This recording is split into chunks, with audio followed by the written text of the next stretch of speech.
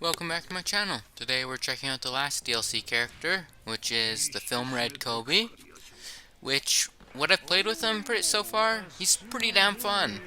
He's actually plays better than I thought he would. I do also like his gimmick of having the Marines fight with him, and you'll also notice that occasionally he'll get like a purple aura. And then when you have that, I think you can stack it a couple times, and then during your combos that bring out the Marines, it will make them better. Like, it'll turn some of them into giants instead of the normal Marines, or you'll just get more people, and it makes your the combos just way better. And when you go into full force burst, it also auto activates, which is very nice. But let's go over his moveset, and then we can come back to this map. First off, we have his emote, which he takes on and off his jacket. And I will also be doing these combos in full force burst, so we get the maximum crew. As 1 square into a triangle, 2 squares into a triangle, 3 squares into a triangle, 4 squares into a triangle, 5 squares into a triangle, 6 squares into a triangle, and then 7 squares into a triangle. The 4 squares and the 7 squares bring in the Marines, and then that we have 8 squares. This is just basic forward attack. And then mid-air, 1 square into a triangle, 2 squares into a triangle, 3 squares into a triangle, and then 4 squares into a triangle. Also brings out Marines. And then 5 squares midair. And then this is a smash attack. He also brings in Marines. And then midair he just does the air slash, Tempest kick. And then we can go over his super attacks. These are like his 3 big damage ones. That's like a forward down kick. And then we have this one, the Marines shoot, and then he kicks down all the bombs at him. It does pretty good damage.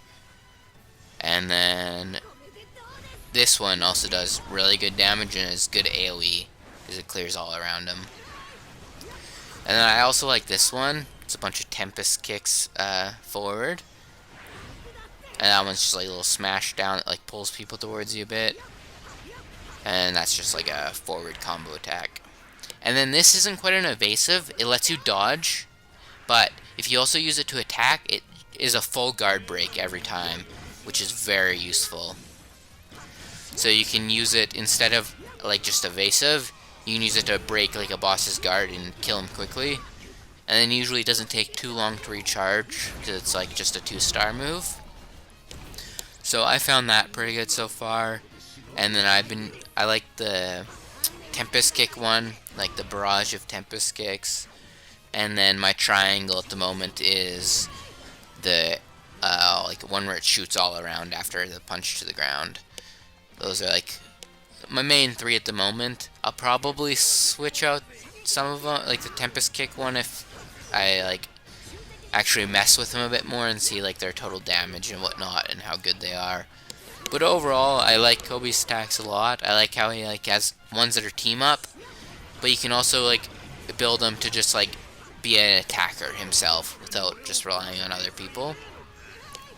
And one thing I don't think I showed at the beginning of this video, but you can also choose his like pre-time skip outfit, or like I guess his normal Marine outfit, which is very cool. I was surprised by that when I was looking in the menu, because Uta or Shanks didn't get one, but they actually let us use the model that they have for Koby in game as playable, which is pretty dope.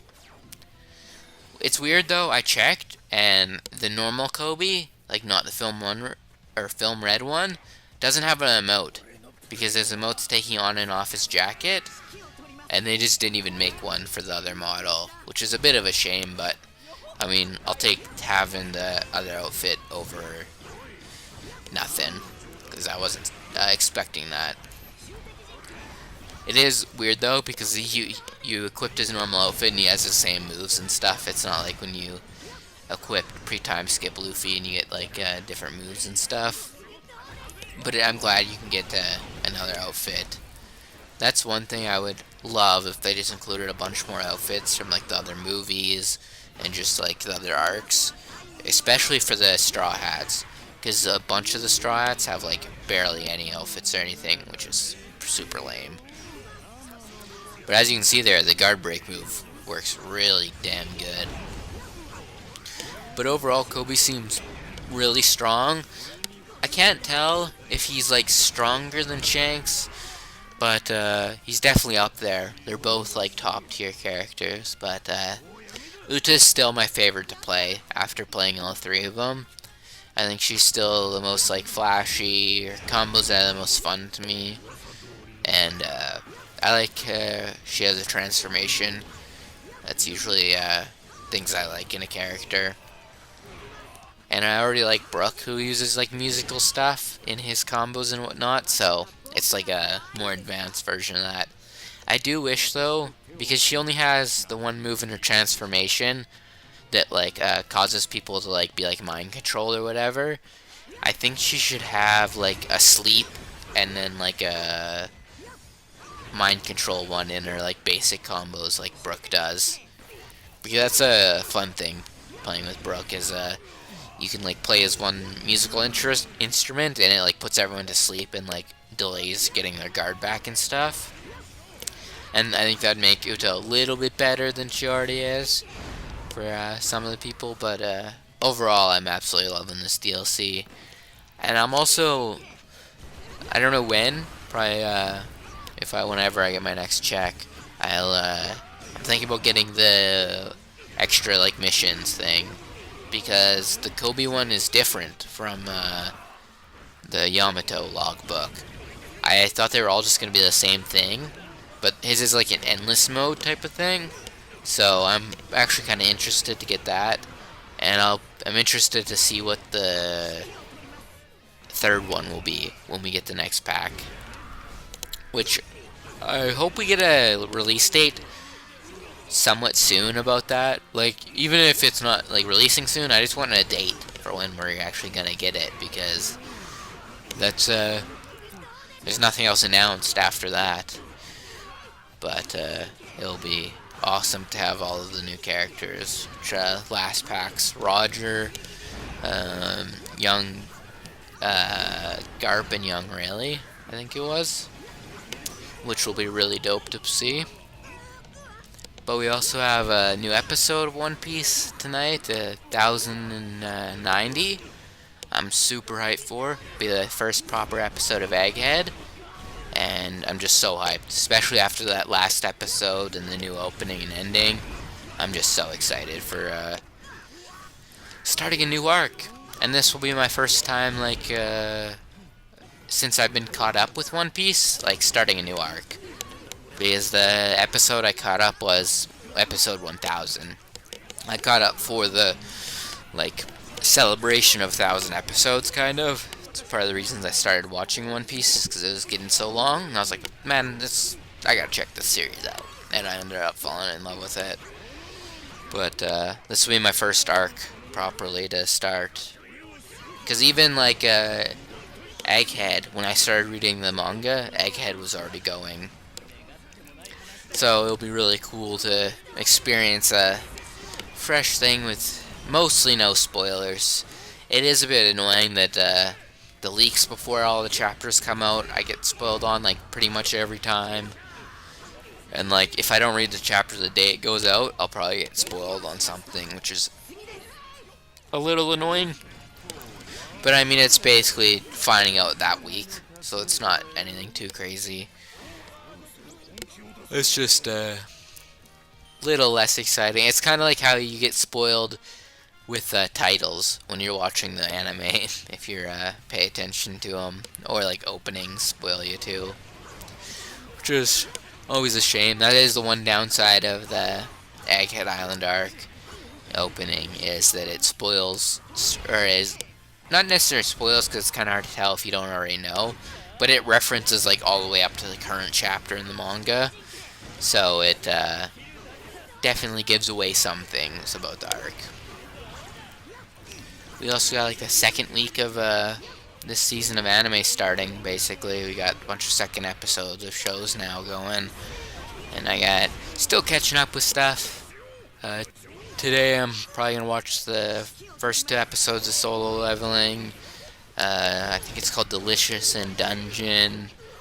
And then what else did I have going? I have to catch up on the newest episode of Undead Unlock still. And also the new Danger in My Heart episodes for season 2, which I'm very excited about because I like saw the Dangers in My Heart originally when it was like about to come out, and like I read the description and whatnot. It didn't seem that interesting to me, and then a bunch of YouTube channels I watched started reacting to it and stuff. And I was like, okay, I'll give it a check, and it turned out so good compared to what I thought it was. I thought it was gonna be like pure cringe, but it is the cringe it does have is like the kind I can tolerate, and that's like kind of good cringe, my kind of cringe. But overall, it was a really good series, so I'm excited to start the second season. Surprised it's already getting one. Did not take long. And then I still have to watch Chained Soldier, and I think there's a new 7 Deadly Sins, 4 Nights of the Apocalypse episode I'm missing out on. But yeah, just so much anime and so much shit to do. I was gonna, like, this episode would have been out like 4 hours ago probably, but got busy doing stuff, and then I was like, oh shit, I need to record my last part. But I did manage to max out, well, quote unquote max out Koby yesterday. I haven't been doing like the new soul maps that we got because I don't have the DLCs, and it's ridiculously impossible to grind effectively without them. So I'm just not even worried about it. Also, the game is already like easy enough where like I don't really need characters to be that much stronger. It's already like to the point where I like rarely ever die unless I'm like using a character I really suck with and have really bad skills. But other than that, it's usually like just free wins in Pirate Warriors. It's more just a fun of like using the combos, killing shit. I really like. Really, to me, feels like you're a One Piece character carrying through like enemies and stuff. I do wish like they did definitely make the boss fights more difficult in Pirate Warriors 4 with like the guard breaks, and like they actually feel like somewhat of a boss when you're fighting enemies like that. But I wish there was like almost like a more 1v1 type of fighting you could do against bosses, and but that'd be hard to code into like a Pirate Warriors game or just like a Muso game in general. This genre of game though fits so well with One Piece, and like playing like Luffy and just tearing through marines and stuff is so fun, and it just feels like you're playing Luffy, and a lot of the characters work so well in this type of game. So it is pretty damn cool, and I definitely love this game, and glad we're getting more DLC. I'll probably have another video out sometime tomorrow or later this week just about the DLC overall, kind of like I did last pack. But that'll be it for this video. Thanks for watching, and peace!